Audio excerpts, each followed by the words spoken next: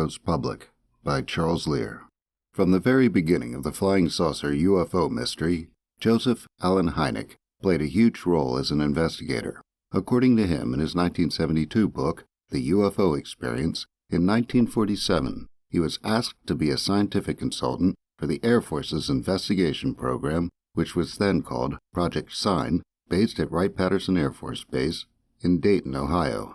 He explains he was then director of Ohio State University's Macmillan Observatory and, as such, the closest professional astronomer at hand. He remained a scientific consultant for what operated as Project Sign, Project Grudge, and then Project Blue Book as of 1952 up until its termination in 1969.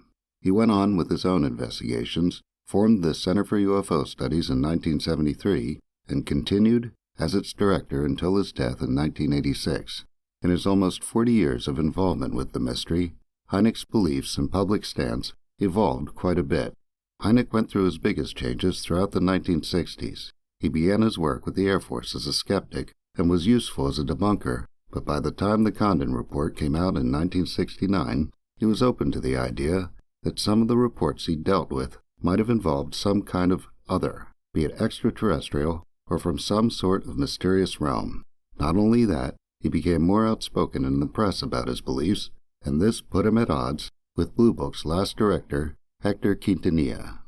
During this time, Jacques Vallée, a renowned UFO researcher in his own right, was a colleague of Hynek's at Northwestern University, where Hynek was then chair of the astronomy department. Vallée kept a diary and made entries that provide some insight into Hynek's transition. These were published in the 1992 book Forbidden Science 1, which covers the period from 1957 to 1969. According to him, in his September 18, 1963 entry, he was looking for a job in Chicago, and Hynek told him there was an opening at Northwestern for a computer systems programmer. He wrote that one of the reasons he took the job was to be able to work more closely with Hynek, and that there was an immediate bond between us. In entries written from June 8, 1966 to July 1966, Vallée talks about Hynek's meeting with atmospheric physicist James McDonald, who'd been investigating UFOs since 1958, according to Anne Druffel in her 2003 biography on McDonald, Firestorm. McDonald had started speaking publicly in the press about his belief that the UFO mystery was worthy of scientific study in the wake of the formation of the Condon Committee, and took issue with the fact that Hynek had signed off on Blue Book reports that had explanations McDonald found absurd.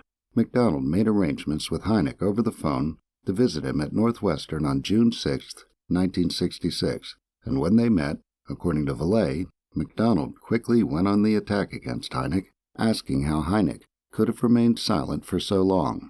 Vallée says he jumped in to defend Hynek, saying, "If Allen had taken a strong position last year, the Air Force would have dropped him as a consultant, and we wouldn't be here talking about the phenomenon."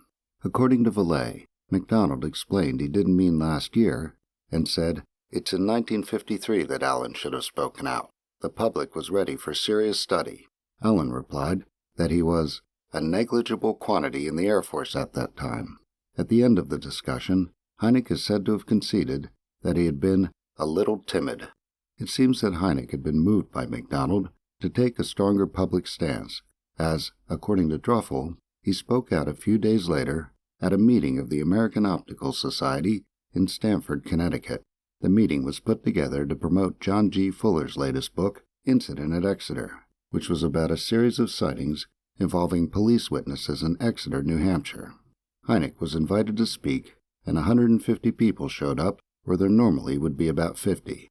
Hynek told the audience that a leading scientist had berated him for not announcing that UFOs were extraterrestrial. The central message of his speech was that UFOs deserved serious scientific study. Hynek continued to be an outspoken advocate for scientific UFO study and spoke, along with McDonald, at a UFO symposium held as part of the 134th meeting of the American Association for the Advancement of Science in Boston on December 27, 1969. Hynek became well known for his advocacy, and when Blue Book was terminated, he was featured in many newspaper articles covering speeches he gave throughout the country. In the January 23, 1970 St. Louis Dispatch, there is an article by Jerome P. Curry, headlined, "Ex-Consultant to Air Force Criticizes UFO Study Methods." According to Curry, 500 persons jammed the 400-seat lecture hall of the McDonald Planetarium to hear Hynek speak. Hynek is said to have pointed out flaws in the Condon report. He is quoted as saying, "They investigated the sightings on an individual basis. A more scientific approach would have been to do that, but in addition to research for commonalities involved." He is said to have called for the establishment of an independent scientific institute to continue investigation of unidentified flying objects. While Hynek enjoyed a reputation as a respected scientist, there was another side to him. According to his biography on the QFOS website, Hynek was also taken with the writings of the Rosicrucians and of Hermetic writer Rudolf Steiner, who believed that there was a separate, supersensible realm close to our own reality, and that, with effort, one could study that realm as concretely as one could study our own. Hynek's open-mindedness sometimes caused concern among his friends. Vallée wrote in his December 17, 1966 entry, "Alan dabbles in too many things. A few months ago, he was fascinated with psychic surgery. Now he is publicly quoted as supporting an even shakier affair, the alleged psychic photography of Ted Sirios, a beer-drinking psychic who stares into a Polaroid camera and produces pictures of the Leaning Tower of Pisa and other monuments." In the introduction to Part 3 of the UFO Experience, Hynek introduces the concept of the invisible college, after explaining that the UFO problem belongs at that moment exclusively to the physicist, the sociologist, the psychologist, and even to the student of the occult.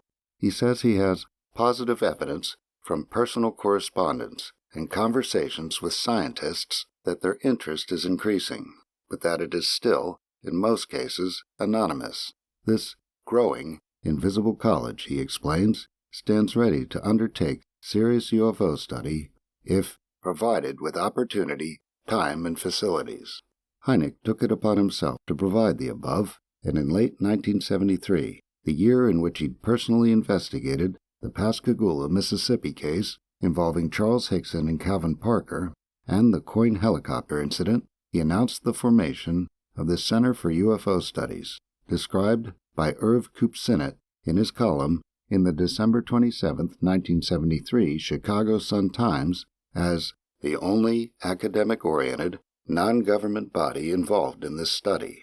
Of course, Coral and Jim Lorenzen, founder-directors of the then-active Aerial Phenomena Research Organization, in operation since 1952, and boasting a long list of PhDs who acted as consultants and field investigators for most of its existence, might have had something to say about that. Charles Lear is the author of Crashed Saucers and Malevolent Aliens, available at Amazon.com.